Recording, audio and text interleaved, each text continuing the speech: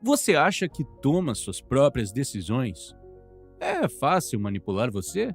Antes que você responda, vou mostrar uma coisa. Vou descrever as características de duas pessoas. Para cada uma delas, direi 5 palavras. Enquanto digo as palavras, tente decidir quem é a pessoa má e quem é a pessoa boa. Por favor, anote a primeira resposta que vier à sua mente, ok? Primeira pessoa: amor, cuidado, comum, levar, escuridão. Segunda pessoa: escuridão, levar, comum, cuidado, amor. Tenho certeza de que muitos de vocês pensaram que a primeira pessoa é boa e a segunda pessoa é má. Mas as palavras que eu disse para ambas as pessoas são as mesmas. Eu simplesmente mudei a ordem das palavras. E você tomou uma decisão completamente errada. A fim de explicar por que podemos ser tão facilmente manipulados e tomar decisões erradas, vou revisar o livro intitulado Thinking Fast and Slow, escrito por Daniel Kahneman, ainda sem tradução para o português. Kahneman é um economista e psicólogo que ganhou o Prêmio Nobel em 2002 por seu trabalho na área de economia. As informações do livro são simplesmente chocantes.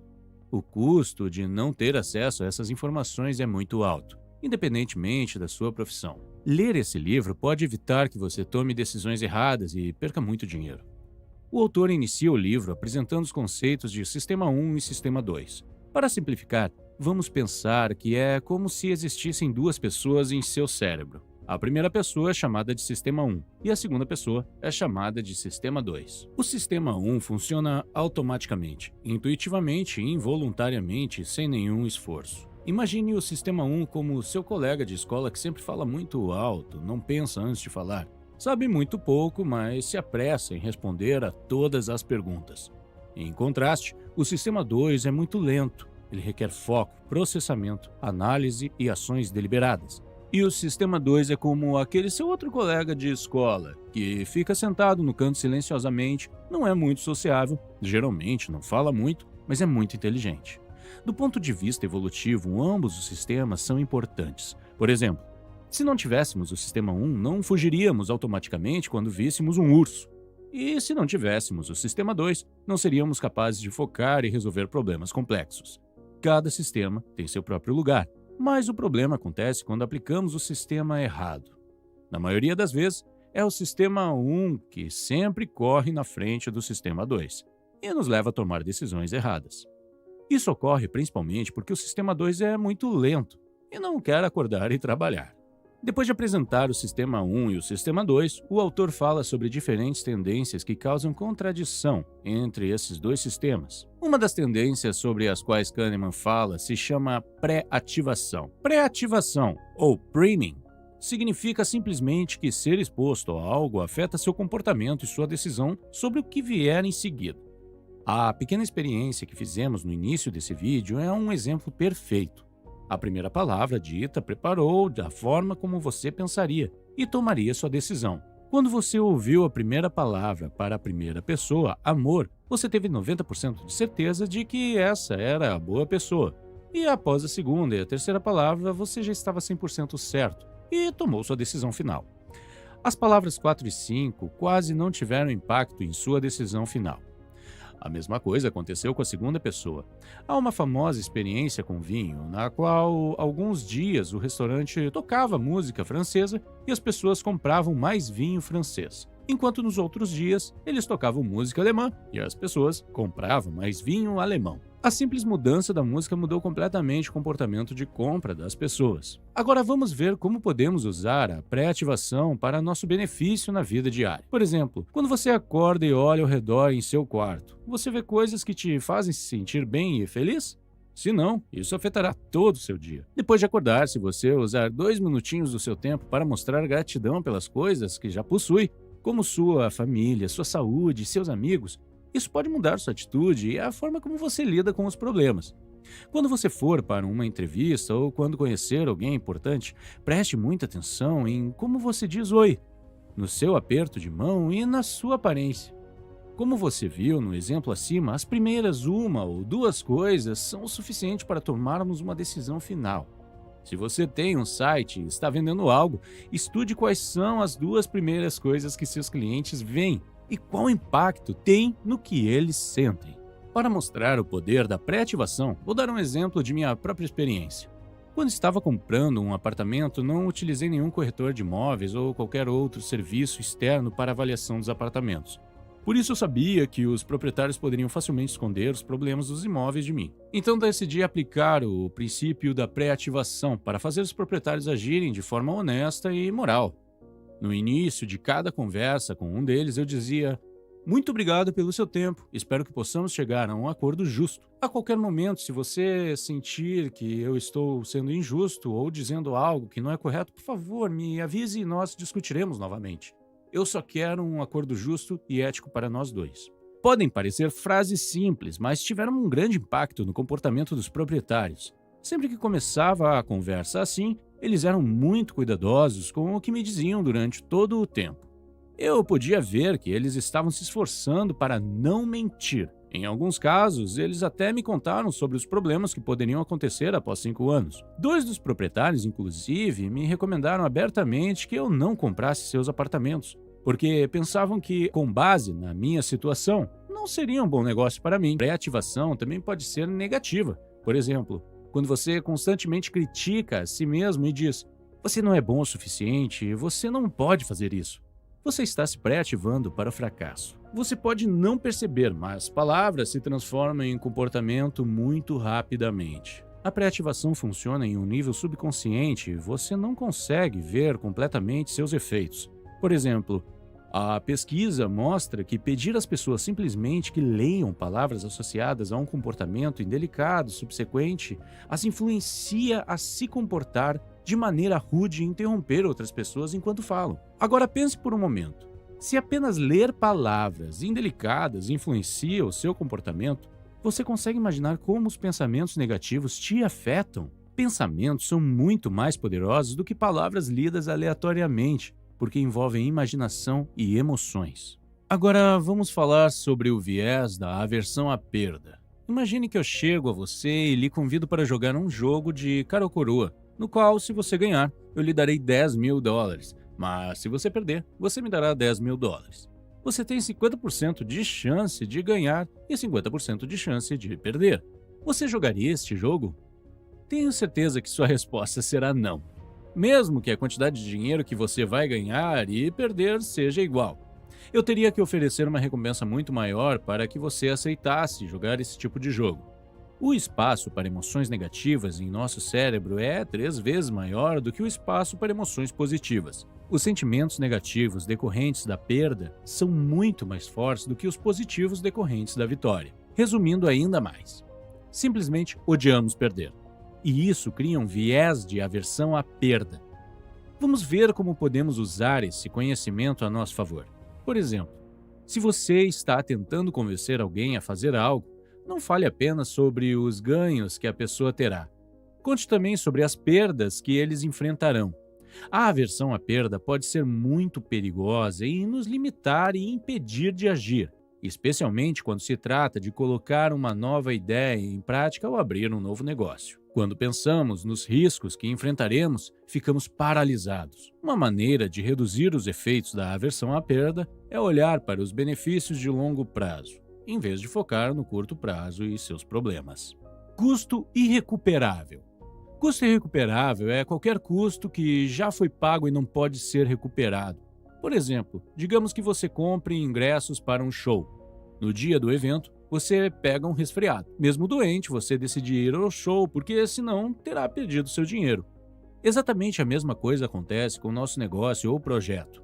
Apesar das perdas, continuamos a colocar dinheiro e esforço no negócio apenas porque já gastamos dinheiro com ele no passado. Continuamos em um relacionamento ruim porque nos esforçamos muito para construí-lo.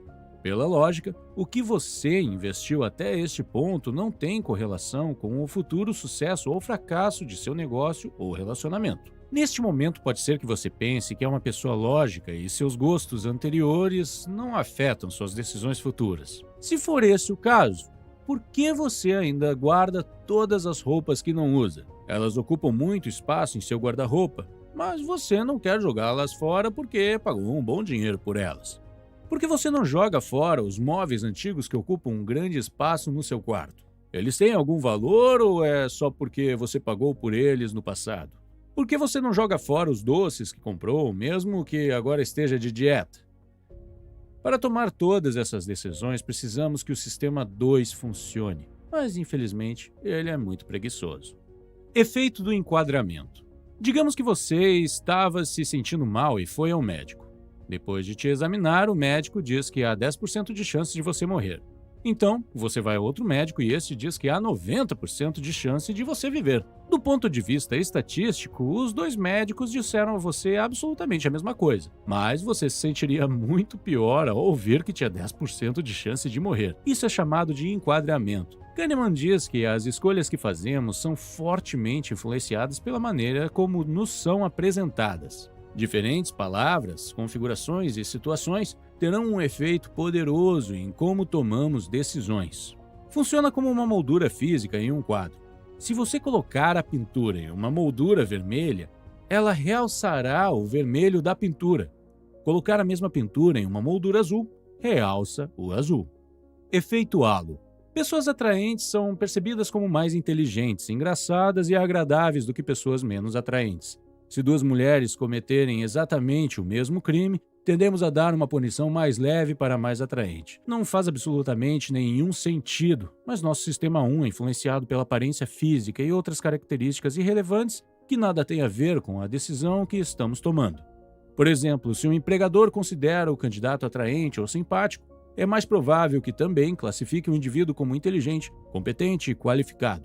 Então, da próxima vez que você estiver escolhendo um parceiro de negócios ou quando estiver recebendo um conselho de alguém, pergunte-se se a pessoa realmente tem habilidades e conhecimentos valiosos ou se você está sendo impactado por sua aparência e outras coisas irrelevantes, como um carro melhor, um estilo de vida caro, etc. Ancoragem. Digamos que você queira comprar uma jaqueta de couro e encontra uma muito bonita na loja. Você verifica o preço e vê que é $4.000 e acha caro. Então, você decide colocá-la de volta. Mas quando você coloca de volta, você percebe que verificou o preço errado e o preço real, na verdade, é $2.500.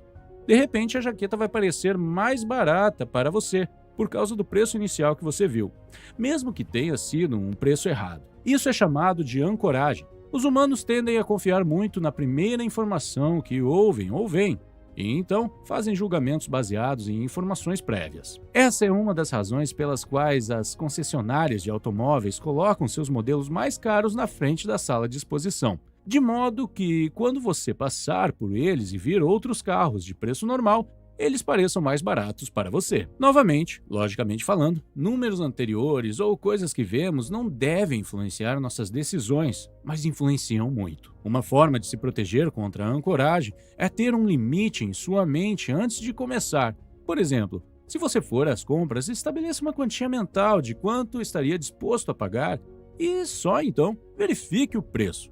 Se for mais que o seu limite, você não compra. O efeito dotação. O efeito dotação é um viés emocional que diz que uma vez que possuímos um objeto ou temos um sentimento de propriedade, o supervalorizamos irracionalmente, independentemente do seu valor objetivo. Este é o princípio por trás dos carros de teste e de permitir que os consumidores brinquem com os produtos. Quanto mais tempo as pessoas passam interagindo com um produto, maior se torna o senso de propriedade. A mesma coisa vale para avaliações gratuitas de produtos de software e serviços online. Quanto mais tempo as pessoas passam usando e personalizando-os, maior se torna o senso de propriedade e mais difícil é desistir.